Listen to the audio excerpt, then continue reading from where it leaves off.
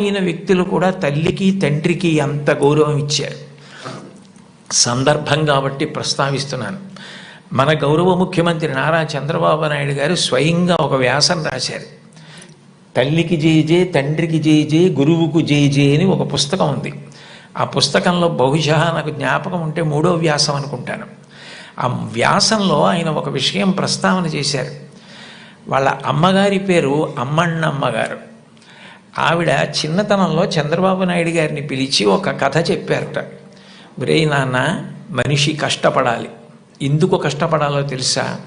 ఒకరింట్లో ఒక పంది, ఒక నక్క 2 ఉండేవి.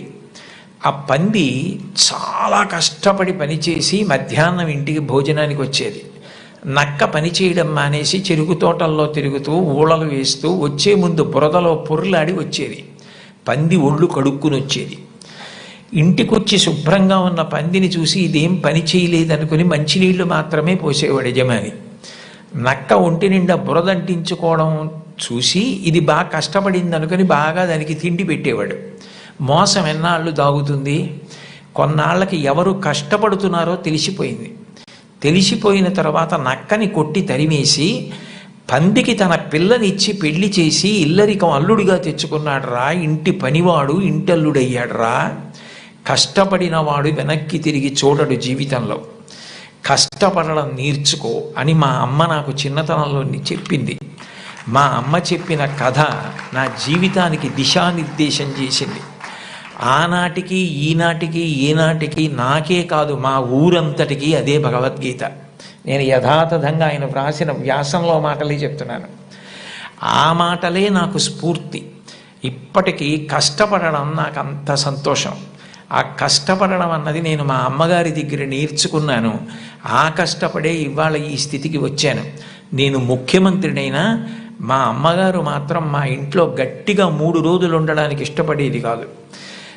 మళ్ళీ వెళ్ళిపోయి ఆ నారావారి పల్లెలో తెల్లవారి 5 గంటలకి లేచి గొడ్డు గోద పొలము పనులు అవి చేసుకోవడము, ఆ కష్టపడ్డము ఆవిడికి ఎంత సంతోషము అని అమ్మగారి ప్రేరణతో తాను ఎంత వృద్ధిలోకి వచ్చారో వ్రాసుకున్నారు.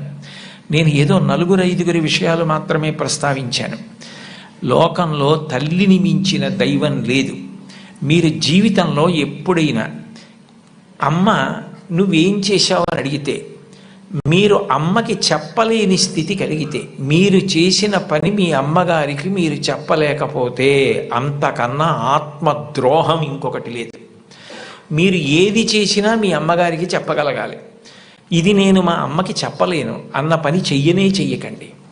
మీరు ఒకవేళ తప్పు చేసినా మిమ్మల్ని క్షమించడానికి సిద్ధంగా ఉండే మొదటి వ్యక్తి ఈ ప్రపంచంలో ఎవరైనా ఉంటే అమ్మే. అమ్మకి చెప్పకుండా ఉండకండి.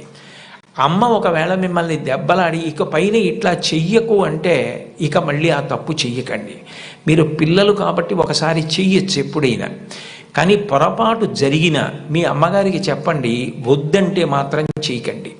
బహుశా కుటుంబం దగ్గరే నైతిక విలువలు మొదలవుతాయి. కుటుంబ విలువల గురించి ప్రస్తావన చెయ్యండి అని చెప్పి తన అనుభవంతో ఆయన నాకు సూచన చేయడానికి కారణం అదే అయి ఉంటుంది. తల్లి ఎంత గొప్పదో తండ్రి అంత గొప్పవాడు. తండ్రిని జీవితాంతం దైవంతో సమానంగా చూడాలి. పితృదేవోభవ, భగవంతుడే తండ్రి రూపంలో ఉన్నాడు. వేదంలో యజుర్వేదంలో అష్టమానువాకంలో రుద్రాధ్యాయంలో అంటారు, నమ శంకరాయచ మయస్కరాయచ నమ శివాయచ శివతరాయచ అని. మన కంటికి కనపడని భగవంతుడు తండ్రి రూపంలో ఇంట్లో తిరుగుతున్నాడు. ఎప్పుడు బిడ్డ వృద్ధిలోకి రావాలని అహరహం కోరుకునేవాడు ఎవరైనా ఉంటే తండ్రి. తను ఎంత కష్టపడనివ్వండి, ఆయన బెంగ పెట్టుకోడు. కానీ ఆయన కోరుకునేది ఒకటే, పుత్రాది చేత్ పరాజయం. తను ఎంత కీర్తి సంపాదించినా తనకన్నా కూడా కీర్తివంతుడు కొడుకై, ఈయన కన్నా ఈయన కొడుకు గొప్పవాడండి అనిపించుకొని కొడుకు చేతిలో ఓడిపోతాట తండ్రి ఆనందపడిపోతాట. అంటే తండ్రికి కొడుకు పట్ల ఎంత ప్రేమ ఉంటుందో చూడండి.